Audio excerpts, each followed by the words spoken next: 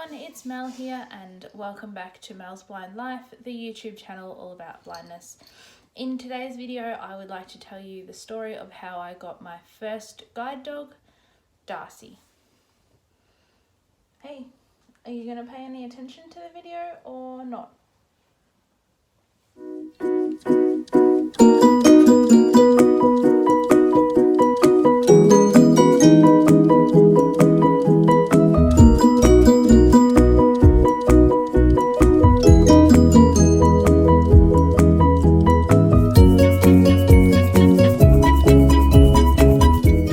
Hi, this is Mel Stevens.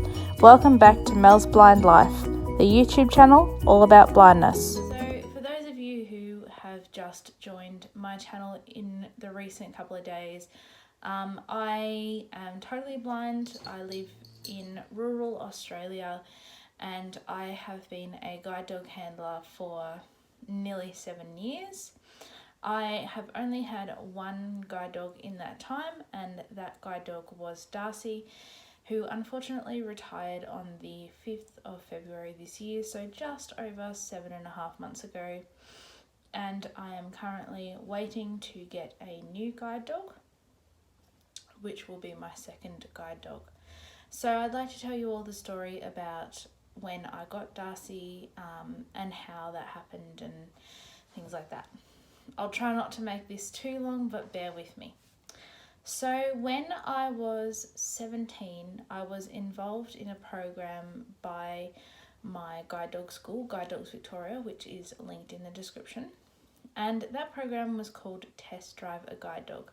Some of you may remember about 2 weeks ago, I actually did a video about my first guide dog experience, which was on that camp. So I will link that in the description for you to watch as well. So when I completed that program, I waited a couple of months until I was 18, and then I applied for a guide dog in March of 2012, which was about a month after I turned 18. So the application went through on about the 18th of March in 2012, and I can't remember how long at that stage they said the waiting list. It could have been 12 months, I can't remember now.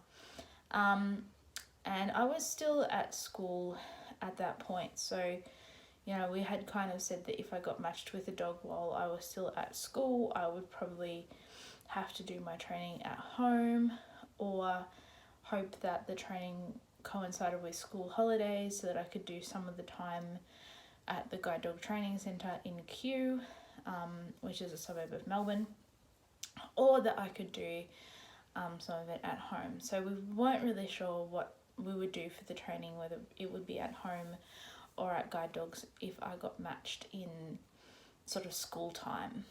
And as it was, I was actually really lucky with the timing of the training, because I got the phone call to say that I had been matched with a dog in the last week of the September school holiday. So probably about the sort of 25th or 26th of September 2012. After having been on the list for about 6 months, I found out that I had been matched. So I'll do a video later on about the matching process and how you get matched with your guide dog. I did do one about 12 months ago, which I'll link in the description, but if you want any more information about that, please let me know. So I was matched with a dog, and that dog was Darcy. I had asked on my matching paperwork that I be given a black dog, and for those of you who can see him, Darcy is far from black. He's definitely cream. He was actually a lot lighter when he was younger as well, so he was almost white when I first got him.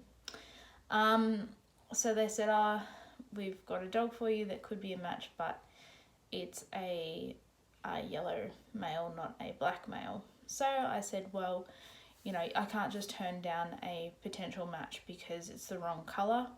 So on the 1st of October, so it was the 1st of October, which was actually the second week of the school holidays. Got the call in the first week of the school holidays. Sorry about that.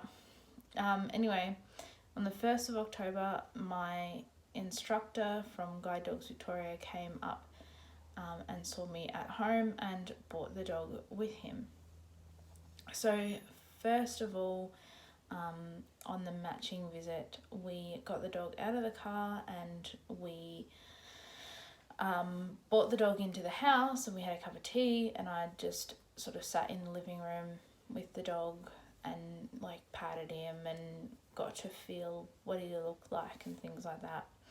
And then I went for a walk with him in harness, just to see how we worked together and to see what whether our paces matched and whether he would listen to me and whether I could, control him and stuff like that. And then we arrived back home after our walk, and we had another cup of tea in the living room at my parents' house. My instructor was English, so we had lots of tea. So we drank another cup of tea, and that was when the instructor said to me that this is the dog that we are going to match you with. So I found out that I was going into class on the 29th of October, so exactly 4 weeks later, and I was going to spend 4 weeks in class down at Guide Dogs Victoria. With Guide Dogs Victoria, we actually have a building on campus called Arnold Cook House, which unfortunately is going to be knocked down and rebuilt in the next year or so, but I will put a link in the description to a tour I did of Arnold Cook House about 12 months ago. So I spent 4 weeks, Monday to Friday every week, down in Arnold Cook House doing my formal guide dog training with Darcy. So they do a class of, back then it was 4 week in duration, now it's 3 weeks in duration, and they do everything with you basically. They do everything from looking after the dog, grooming, feeding, toileting, to your obedience, your harness work. So the first thing that you do in harness is you learn to do left and right turns in residential areas. And then over the 4 weeks, they just build it up and up and up and up and up until in the last week you're getting a train into the CBD of Melbourne and doing all that kind of work. When I'm on class with my new dog, when that happens, I will try as much as I can to film some of the stuff so you can see some of the work that we do. So we were in class from the 29th of October 2012 until the 23rd of November, so 4 weeks. So then on the 23rd of November, when the class finished, I got to bring Darcy home. Obviously I had only just finished school. I actually literally finished school 3 days before I went into class, and I actually had my year 12 exams during guide dog class, so it was a little bit crazy. So I took Darcy home to my parents' house where I was still living at the time. We had 2 other dogs. We had my mum's guide dog Chic, who you have met in videos on my channel before, and we also had my mum's retired guide dog Nerida. So on the 23rd of November, when I brought Darcy home, I actually missed my high school graduation because I had 2 choices. One was to leave Darcy in kennels for the weekend so that I could go to my graduation, and the other choice was to bring Darcy home and miss out on going to my graduation. Unfortunately, about Tuesday or Wednesday of our last week of class, they had an outbreak of kennel cough in the part of the kennel where Darcy would have gone to spend the weekend. And because of that, they weren't sure if he got it. They weren't sure how long it would be until I would be able to take him home. So I actually decided not to go to my graduation so that I could take Darcy home and not risk him getting the kennel cough. So I took Darcy home on the Friday the 23rd, and what you do after you finish your 4 weeks in Arnold Cook House is you then do what we call post-class follow-up. Post-class follow-up is where you and the instructor work on getting your dog settled in your environment and work on learning some of the routes that you use every day with your dog to maintain your independence. So we took the dog home, we introduced him to the other 2 dogs at home. We then set him up with like his bed in my room and showed him what parts of the house he wasn't allowed to go into. And then that afternoon I was lucky enough to have an instructor who let me learn a route with Darcy. So sometimes when you bring the dog home, that day that you bring the dogs home, you aren't allowed to do any walking with them over the weekend unless you've got like a partner. You might be able to walk them on leash, but sometimes the instructor will say that you can and sometimes they will say that you can't. So on the first weekend of having Darcy home, I wasn't really supposed to use him very much over the weekend, except for on the Friday afternoon I had the instructor teach Darcy and myself the route to church so that I could go to church on the Sunday, should I wish. So we then just spent the weekend really nice and quiet, and on the Monday, Tuesday and Wednesday of the following week, the instructor came back and we did work all around town. We worked to the supermarket, we worked to the butcher, we worked to the chemist. I did travel down to Melbourne one day and I met my instructor in Melbourne and did a couple of routes in Melbourne that I wanted to be able to do. And then on the Wednesday lunchtime I was signed off.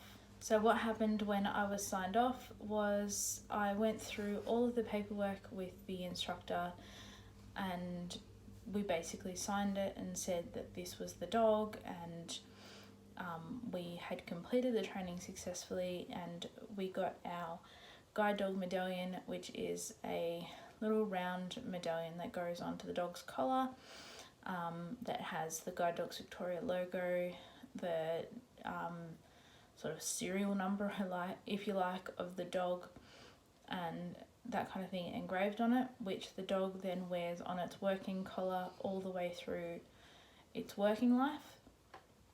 And I also got my guide dog access card and all of that fun stuff. And then basically we were left on our own. On completion of training, you then have follow-ups. So we had a 1 month follow-up, which was just before Christmas. Then you have a 3 month follow-up, a 6 month follow-up, and then it is every 12 months. They send an instructor to come out and watch how you and the dog are working, making sure that everything is 100% fine, that your dog is doing what it should do, that you're doing what you should do, and that there aren't any issues. You are able to seek advice from your instructor all year around. It's not just, once every 12 months. So if you need to learn how to get to a new workplace or a new home or something like that, you can have them come out and give you orientation. Also, if you have any problems with the dog, like any behavioural problems, any problems in harness, anything like that, you can seek advice from your instructor. So that was pretty much the story of my training with Darcy and how I got him. He turned 2 just over 2 months after I went into class with him. I went into class with him on the 29th of October, and then he turned 2 on the 7th of December. So he was about 22 months old when I got him. So he was a little bit older than some dogs are when they go out. Just depends on some of the circumstances with their training and stuff for how old they are when they go out. As I said, I worked him until the 5th of February this year, so he worked for just over 6 years. And I will tell you the retirement story of Darcy one day. But that is it for this video today, guys. I hope you've enjoyed learning about how I got Darcy and the training that was involved with Darcy and I. If you've got any questions, please let me know in the comments section down below. And otherwise, remember to like this video, comment, share, and of course subscribe to my channel and click the notifications for all my updates. Thanks for watching. Bye.